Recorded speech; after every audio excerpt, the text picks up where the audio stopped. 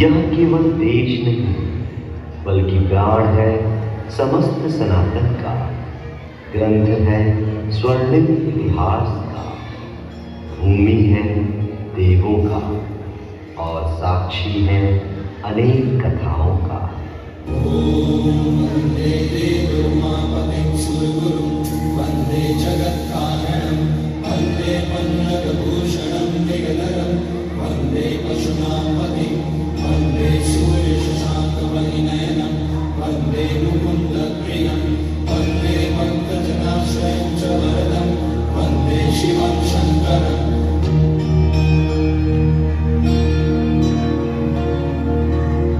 और इसी भारत के हृदय में बसता है सर्व सुंदर उत्तराखंड और हिमाचल, जिसका इतिहास अनंत है, जहां से मां गंगा का उद्गम हुआ है, जहां कैलाश पर्वत शिव जी का स्थान है, जहां पांडवों को मिली थी स्वर्ग की सीढ़ी, जहां मारुति ने खोजी थी संजीवनी बूटी, जहां है बद्री और केदारनाथ, जहां ऋषि मुनि योग साधना कर पढ़ाई इसकी शान।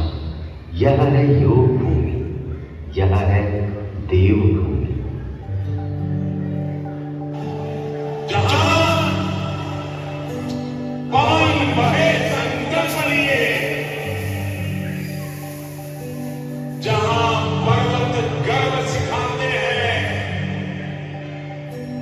जहां ऊंचे नीचे सब रास्ते बस भक्ति के सुर में गाते हैं।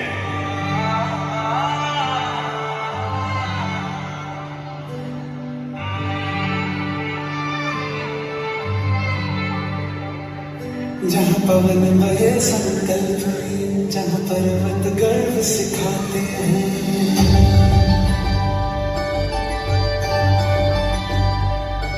जहाँ पवन बहे संकल्प में, जहाँ पर्वत गर्व सिखाते हैं, जहाँ ऊंचे नीचे सब रास्ते भक्ति के सुर में गाते हैं। उस देवभूमि के ध्यान से मैं धन्य धन्य हो जाता हूँ, उस देवभूमि के ध्यान से मैं धन्य धन्य हो जाता हूँ। है भाग्य मेरा सौभाग्य मेरा, मैं तुमको शीश नवाता हूँ, मैं तुमको शीश नवाता हूँ और धन्य धन्य हो जाता हूँ, मैं तुमको शीश नवाता हूँ और धन्य धन्य हो जाता हूँ, हो जाता हूँ।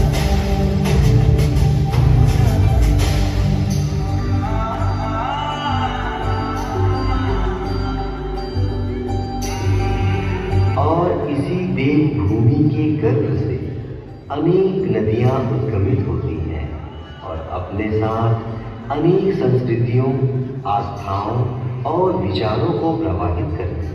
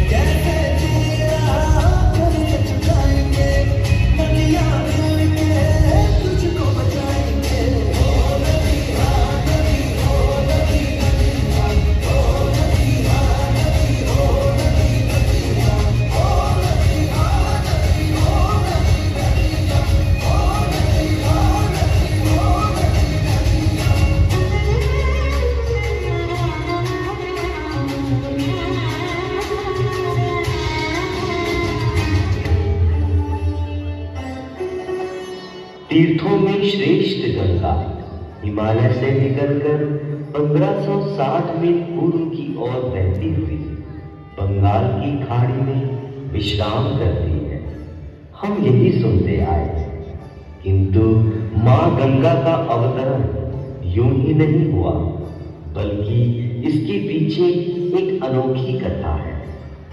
संस्कृति की उत्थान कथा, भारत की महान कथा, संकल्प कथा, भागीरथ की, मां गंगे की महान कथा। पुत्र करो अश्वमेध यज्ञ, किया और ऋषि ने आदेश। आश्रम में ऋषि कपिल बैठे थे ध्यान में लीन, तभी इंद्र में छल कपट युग चाल चली अभी ही। 60,000 सगर पुत्रों को हुआ गलत अनुमान, उन्होंने सोचा मुनिवर ने अपनी शक्ति दिखलाई। अश्व की रक्षा हेतु अब करनी पड़ेगी लड़ाई।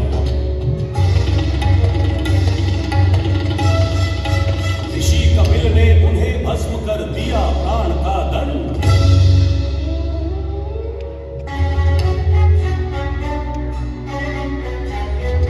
पिता आदेश के मान की खातिर, अपने कुल अभिमान की खातिर ऋषि आश्रम पहुंचे। असमंजस पाया सब कुछ तहस नहस, तब असमंजस का मन रोया। क्षमा मांग ऋषिवर से उसने कहा, गुरुवर उपाय बताएं, कैसे मिलेगी बंधुओं को मुक्ति,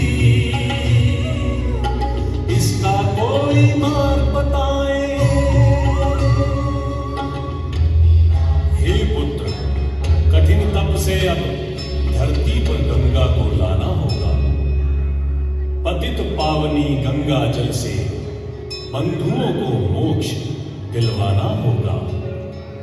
पुत्रों की मुक्ति की आशा में, कठिन तप की परिभाषा में, मन में अटल विश्वास लिए, तप करते करते प्राण दिए।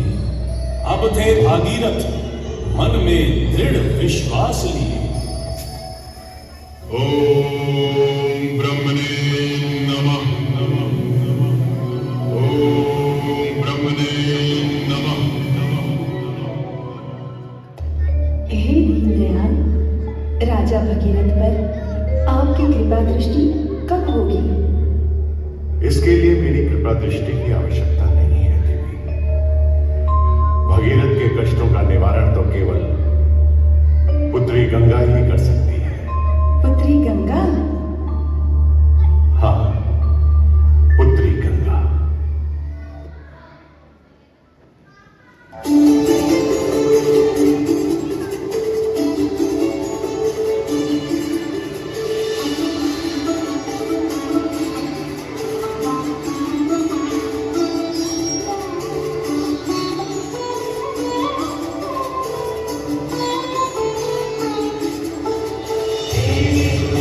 Hare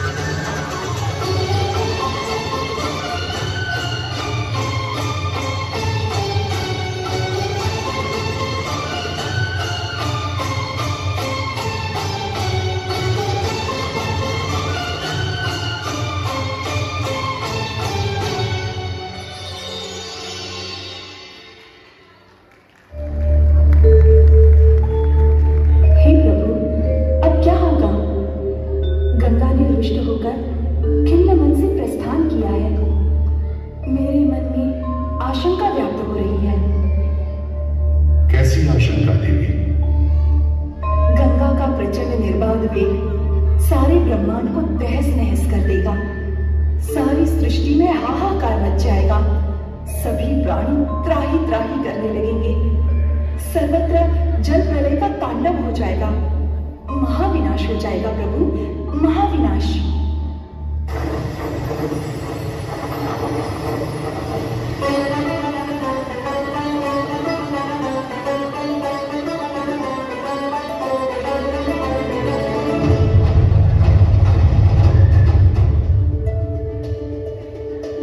वैकुंठ से भूलोक पर जाने की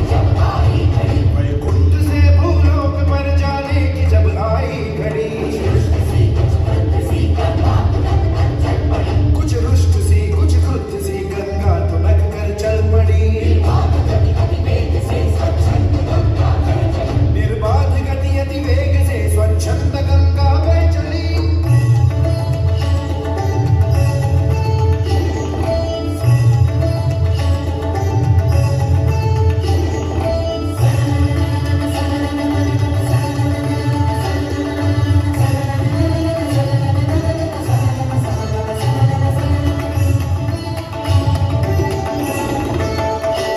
करती हुई घनघोर गर्जन गमन पथ में बावली।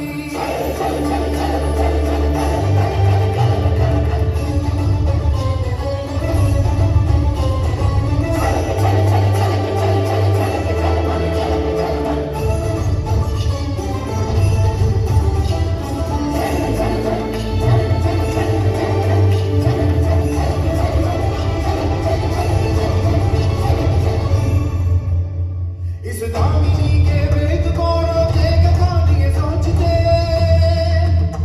14 भुवन में सब चराचर हो अचंभित देखते। ब्रह्मा कमंडल में उसे भरने को जब उद्यत हुए, नहीं रोक पाए वेग को।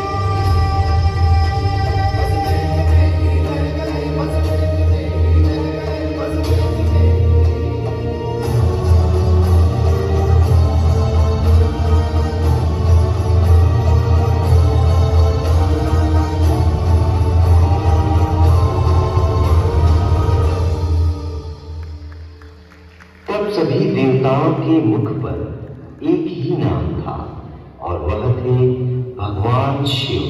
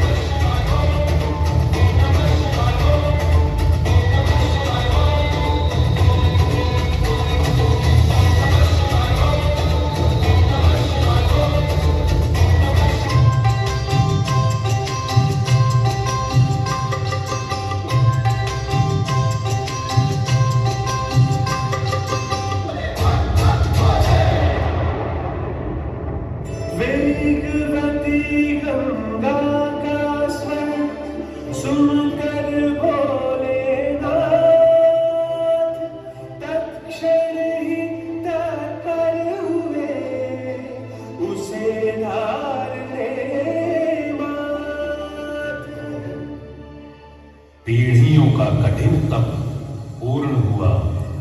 अब गंगा धरती पर आएगी, मेरी जटा से होकर जाएगी।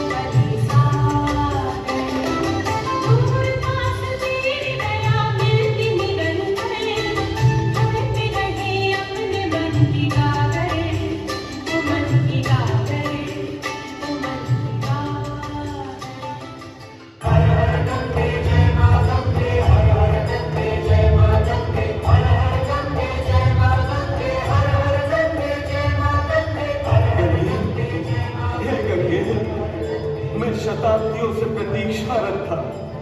मुझसे पहले मेरे पूर्वजों ने भी बहुत तप किया, किंतु तुमने मेरे आग्रह को स्वीकार किया। तुम्हारे आगमन से यह भगीरथ धन्य हुआ पुत्री, धन्य हुआ। आज से सब तुम्हें भागीरथी के नाम से जानेंगे। आओ आओ, मेरे जिन शापित पूर्वजों का उद्धार करने हेतु तुम्हारा आगमन हुआ है, उस कार्य हेतु प्रस्थान करें। आओ। इस प्रकार गंगा के प्रवाह को शिवजी ने नियंत्रित किया और मां गंगा पृथ्वी पर कल-कल बहने लगी। बूंद बूंद से शुरू होकर सागर में समाहित होने वाली यह मां गंगा कहलाई।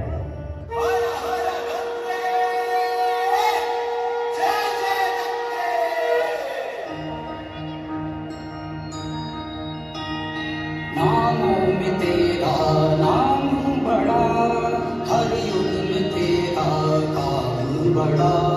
नामों में तेरा नाम बड़ा, हर युग में तेरा काम बड़ा।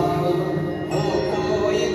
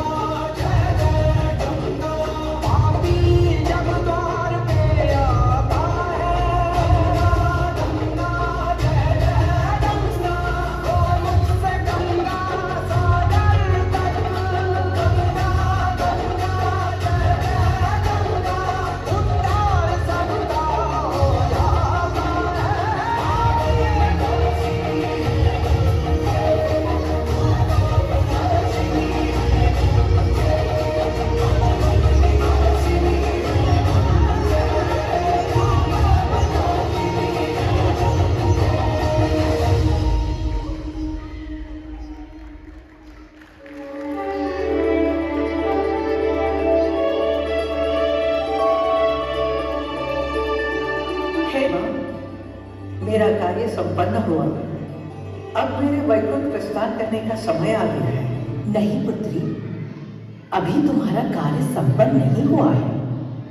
एक भगीरथ ऐसा था जिसकी पुकार तुम तक पहुंची, किंतु इस भूलोक में अनेक भगीरथ ऐसे हैं जिनको तुम्हारी आवश्यकता है।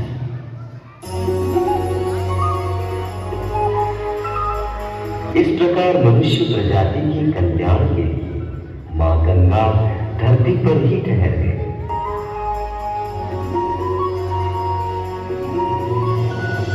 समय चक्र के साथ ही युग युग बीता जाए, गंगा अविरल बह रही, निज कर्तव्य निभाए।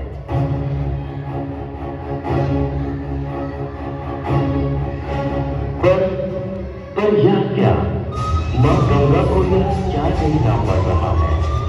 मनुष्यों के स्वार्थ ने गंगा को इस स्थिति में ले आया है जिस सौंदर्य की चर्चा तीनों लोक में व्याप्त थी, आज वही निर्मलता प्रदूषण की कालिमा से ढक गई है।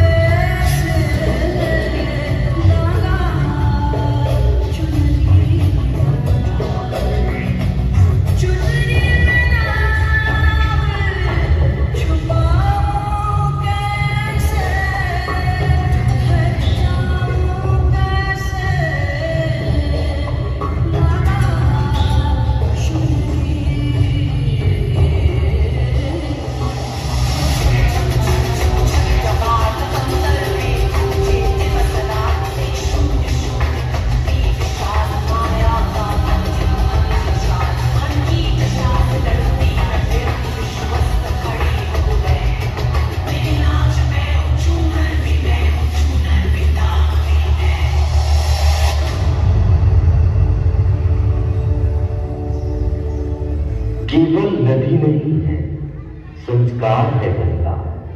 धर्म जाति देश का श्रृंगार है गंगा। अपवित्र होकर भी पवित्र करे औरों को, दुख में मुस्काए ऐसी भव सागर है गंगा।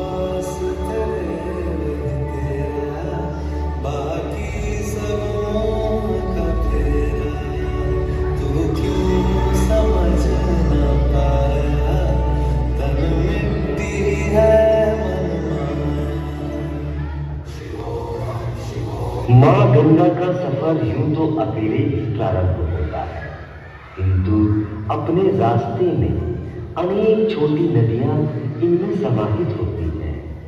नदियों के इन्हीं संगम में भव्य मेले का आयोजन होता है, जिसे हम महाकुंभ कहते हैं।